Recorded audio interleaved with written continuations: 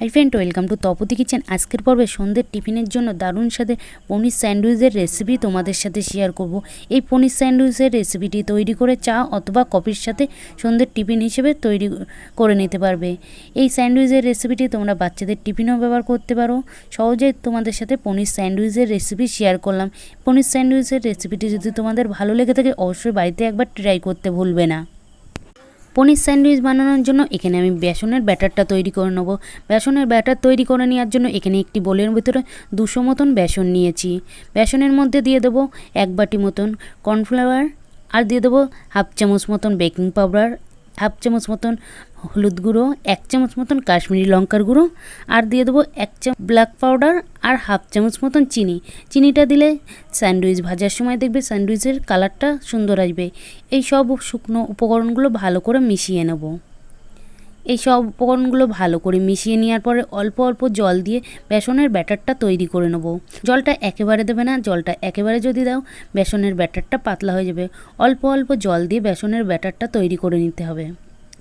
এখানে আমি অল্প অল্প জল দিয়ে বেসনের ব্যাটারটা তৈরি করে নিয়েছি। বেসনের ব্যাটারটা যদি মনে হয় তোমাদের গাঢ় ভাব লাগছে তাহলে একটু জল দিয়ে হালকা এরকম পাতলা করে নেবে।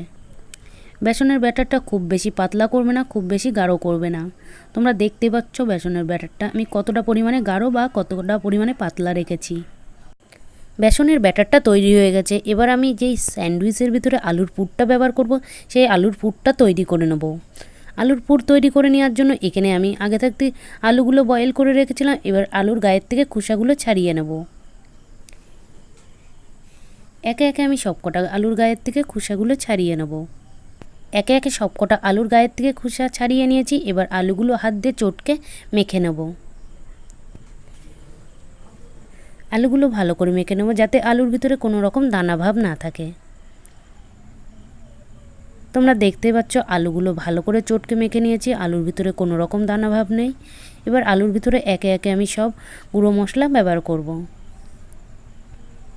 1/2 চামচ মতন ধনে গুঁড়ো, 1 চামচ মতন কাশ্মীরি লঙ্কার গুঁড়ো, 1 চামচ মতন ব্ল্যাক পাউডার, 1 চামচ মতন চাট মশলা, 1/2 চামচ মতন হলুদ গুঁড়ো, আর দিয়ে দেবো স্বাদ মতন নুন, 1 চামচ মতন আদা কুচি, ঝালের জন্য 3 থেকে 4টে মতন কাঁচা লঙ্কা কুচি, 3 থেকে 4টে মতন লাল লঙ্কা কুচি, একটা বড় সাইজের পেঁয়াজ কুচি, আর ধনেপাতা কুচি।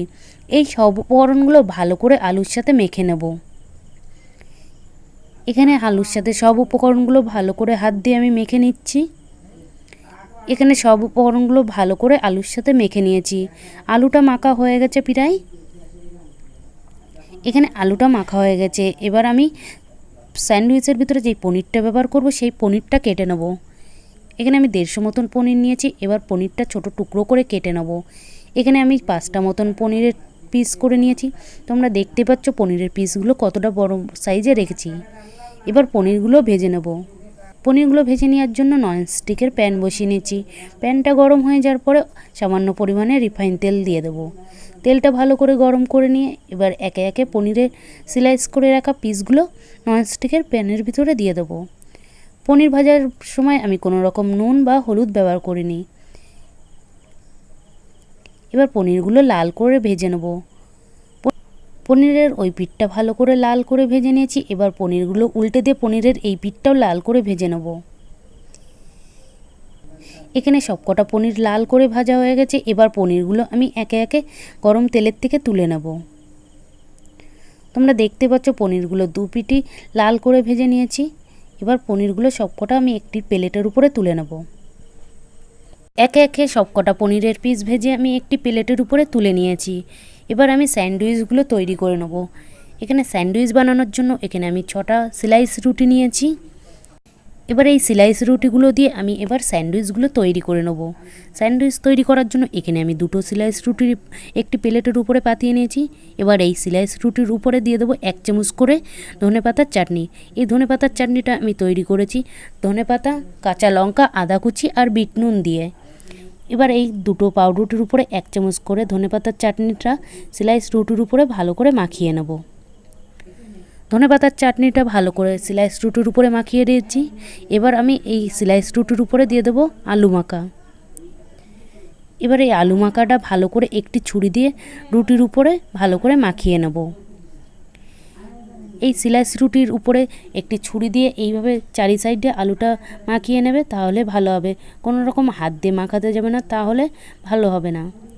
এখানে আমি একটা রুটির উপরে ভালো করে আলুর পুরটা মাখানো হয়ে গেছে, আর একটা রুটির উপরেও ছুরি দিয়ে আলুর পুরটা ভালো করে মাখিয়ে নেব।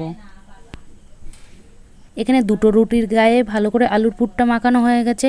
এবার মাছ বরাবর যেই পনিরগুলো ভেজে রেখেছিলাম সেই পনিরটা মাছ বরাবর দিয়ে আর একটা রুটি দিয়ে ভালো করে পোট করে নেব।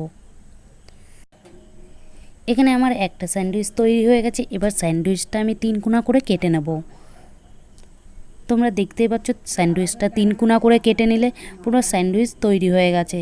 এখানে একটা স্যান্ডউইচ তৈরি হয়ে গেছে। এবার বাকি যে স্যান্ডউইচগুলো আছে একইভাবে আমি তৈরি করে নেব। একইভাবে স্লাইস রুটির উপরে ধনেপাতার চাটনিটা মাখিয়ে নেব। তারপরে আলুটা দিয়ে আলুটা ভালো করে রুটির উপরে মাখিয়ে নেব।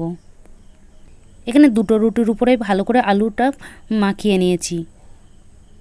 এবার রুটির মাছ বরাবর পনিরের পিসটা দিয়ে ভালো করে পোট করে নেব। এখানে আমি দুটো স্যান্ডউইচ তোমাদেরকে বানিয়ে দেখিয়ে দিলাম, এইভাবে তোমরা তৈরি করে নেবে। একইভাবে আমি সবকটা স্যান্ডউইচ তৈরি করে নেব। তোমরা এইভাবে স্যান্ডউইচ বাচ্চাদের টিফিনে ব্যবহার করতে পারবে।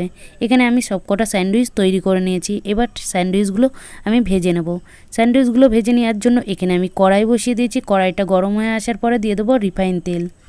স্যান্ডউইচ ভাজার জন্য এখানে আমি রিফাইন তেল ব্যবহার করেছি। এবার তেলটা ভালো করে গরম করে নেব। বেসনের ব্যাটারের ভিতরে আমি একটু আঙুলটা দিয়ে দেখবে যে বেসনটা তোমাদের আঙুলের উপরে লেগে আছে কিনা। আঙুলের উপরে লেগে থাকলে তাহলে ভাববে বেসনের ব্যাটারটা তোমাদের পারফেক্টলি হয়েছে। এবার আমি যেই স্যান্ডউইচগুলো তৈরি করে রেখেছিলাম সেই স্যান্ডউইচের পিসগুলো বেসনের ব্যাটারের ভিতরে ভালো করে পোট করে নেব।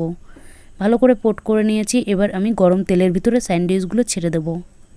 স্যান্ডউইচগুলো গরম তেলের ভিতরে আমি দিয়ে দিয়েছি। স্যান্ডউইচ আমি দুটো করে ভেজে নেব। এখানে স্যান্ডউইচের ওই পিঠটা ভালো করে ভাজা হয়ে গেছে। এবার স্যান্ডউইচটা উল্টে দিয়ে আমি এই পিঠটাও ভালো করে ভেজে নেব। স্যান্ডউইচ ভাজার সময় গ্যাসের ফ্লেমটা অবশ্যই মিডিয়াম আঁচে রাখবে। বেশি হাইতে রাখলে স্যান্ডউইচগুলো পুড়ে যাবে, ভালো ভাজা হবে না। এখানে আমার স্যান্ডউইচগুলো উল্টে পাল্টে ভাজা হয়ে গেছে। এবার আমি স্যান্ডউইচগুলো গরম তেলের থেকে তুলে নেব। পুরো স্যান্ডউইচে আমি গরম তেলের থেকে তেল ঝরিয়ে তুলে নিয়েছি। একইভাবে সবকটা স্যান্ডউইচ ভেজে নেব। একইভাবে আমি স্যান্ডউইচগুলো বেসনের ভিতরে দিয়ে বেসনটা পোট করে নিয়ে গরম তেলের ভিতরে ছেড়ে দিচ্ছি। সহজে তোমাদের সাথে পনির স্যান্ডউইচের রেসিপিটি শেয়ার করলাম। এই রেসিপিটি তোমরা বাড়িতে একবার হলেও ট্রাই করে দেখতে পারো, তাহলে চা অথবা কফির সাথে সন্ধ্যের টিফিনটা জমে যাবে। তোমরা দেখতে পাচ্ছ পনির স্যান্ডউইচটা আমি লাল করে ভেজে নিয়েছি উল্টে পাল্টে। এখানে পনির স্যান্ডউইচ হয়ে গেছে। এবার পনির স্যান্ডউইচগুলো ডেকোরেশন করে নেওয়ার জন্য এখানে আমি কটা কাঁচা লঙ্কা চিড়ে নিয়েছি, গরম তেলের ভিতরে দিয়ে ভেজে নেব। এখানে কাঁচা লঙ্কাগুলো আমি গরম তেলের ভিতরে দিয়ে উল্টে পাল্টে ভেজে নিয়েছি। কাঁচা লঙ্কাগুলো ভাজা হয়ে গেছে পনির স্যান্ডউইচ ডেকোরেশন করে নেওয়ার জন্য। পনির স্যান্ডউইচের রেসিপিটি যদি ভালো লেগে থাকে অবশ্যই লাইক কমেন্ট তোমাদের বন্ধুদের কাছে শেয়ার করতে পারবেন না। আর রেসিপিটি যদি ভালো লেগে থাকে অবশ্যই বাড়িতে একবার ট্রাই করে দেখতে পারো। আমার চ্যানেলে যদি নতুন হয়ে থাকে তাহলে একটা সাবস্ক্রাইব করে দেবে নিত্য নতুন রেসিপি পেতে হলে।